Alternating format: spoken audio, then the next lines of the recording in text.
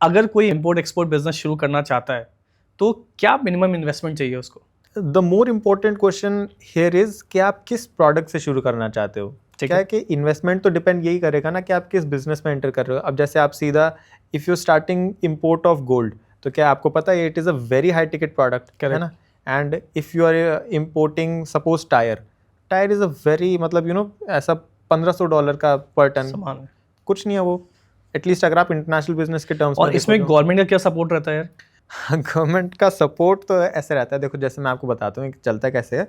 Government तो चाहती नहीं है कि आप इंपोर्ट करो।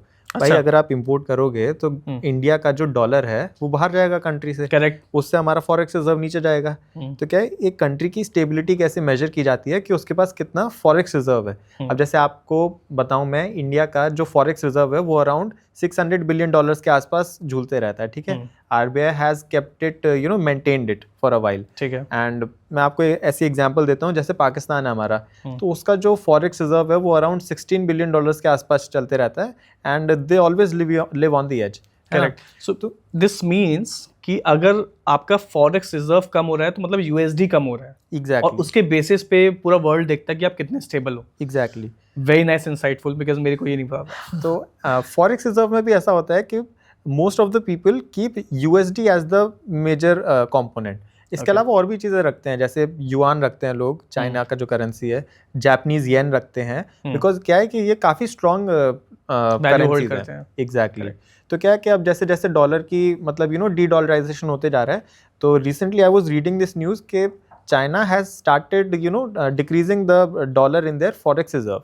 बाकी जहाँ तक इंपोर्ट एक्सपोर्ट का सवाल है, सरकार चाहती है कि आप एक्सपोर्ट ही एक्सपोर्ट करो, बिकॉज करंट टाइम में अगर आप अभी देखोगे तो हमारा जो करंट अकाउंट डेफिसिट है वो हमेशा नेगेटिव ही रहता है। अभी भी नेगेटिव है। यस। हमें लग रहा है कि हमारी इकोनॉमी बहुत अच्छा परफॉर्म कर रही है, बट अगर आप ट्रेड स्टेटिस्टिक्स देखोगे ना तो वो हम लोग we are not doing very well, but we can do very well.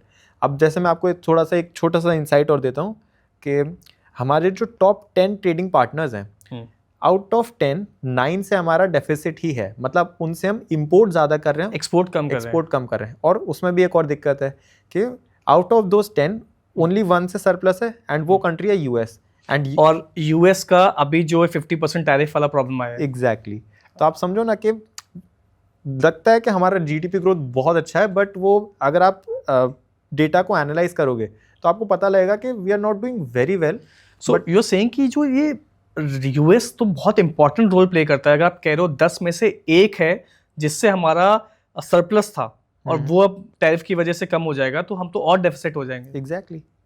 तो बट जैसे अब यूएस ने 50% टैरिफ लगाया है, तो हमारे ट्रेड में थोड़ा सा ऐसा होता है कि 50 to 60% जब आप किसी कंट्री पे बेस टैरिफ लगा देते हो, I am not talking about the additional tariff which is being put item wise, जो बेस टैरिफ अगर आपने 50% लगा दिया तो आपके कहीं ना कहीं प्रोडक्ट्स इनकॉम्पिटिटिव हो ही जाते हैं उसके बाद। जैसे आपने सुना होगा कि यूएस और चाइना अभी टैरिफ वॉर में आ गए थे, तो वो कह रहा है कि 75%, वो कह रहा है 100%, 145। एक पॉइंट आता है, उसके बाद आप कितना भी टैरिफ लगा लो, your products will be incompetent in that market.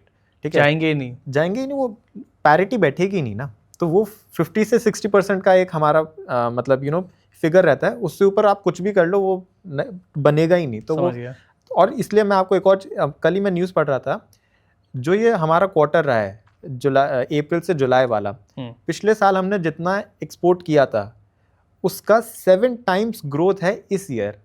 Growth है, हाँ। तो अब आप सोचोगे तो बहुत अच्छा है, यूएस में बता रहा हूँ ये मैं, बट इसका भी एक रीज़न है।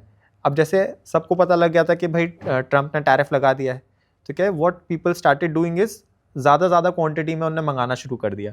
तो क्या इंडिया का एक्सपोर्ट बढ़ गया, है ना। तो ट्रेड फिगर्स मैनिपुलेट हो गए। तो मतलब आपको फिगर्स ये है एक्चुअल में। यस। तो आपको ना न्यूज़ और डेटा दोनों को मैच करना पड़ेगा अगर आप इंटरनेशनल बिजनेस में जा रहे हैं। यस। सो अनुज, इससे related I have one more question. अगर मैं अपना इंटरनेशनल बिजनेस शुरू कर रहा हूँ तो मैं किन कंट्रीज को इनिशियली टारगेट करना चाहिए, और जो मैंने पढ़ा है उसके हिसाब से अफ्रीका क्या रोल प्ले करता है इसमें? तो देखो, आपको कौन सी कंट्रीज टारगेट करनी चाहिए, तो उसके लिए तो मैं आपको बताता हूँ। जैसे our diplomacy has done very well in recent years, and we have done trade agreements with many countries. UK के साथ भी, यूके के साथ एग्जैक्टली, ऑस्ट्रेलिया के साथ, यूएई के साथ, एंड क्या है कि ये तो प्रॉपर कंट्री वाइज हो गया, फिर क्या हमने रीजन वाइज भी कर रखा है। जैसे आसियान कंट्रीज आपने सुना होगा, तो उसके साथ हमारा एक रीजनल ट्रेड एग्रीमेंट है, तो हम लोग उनके साथ कुछ भी इंपोर्ट एक्सपोर्ट करते हैं तो that is duty free. Okay, तो इस पे भी मैं आऊँगा ड्यूटी पे। ओके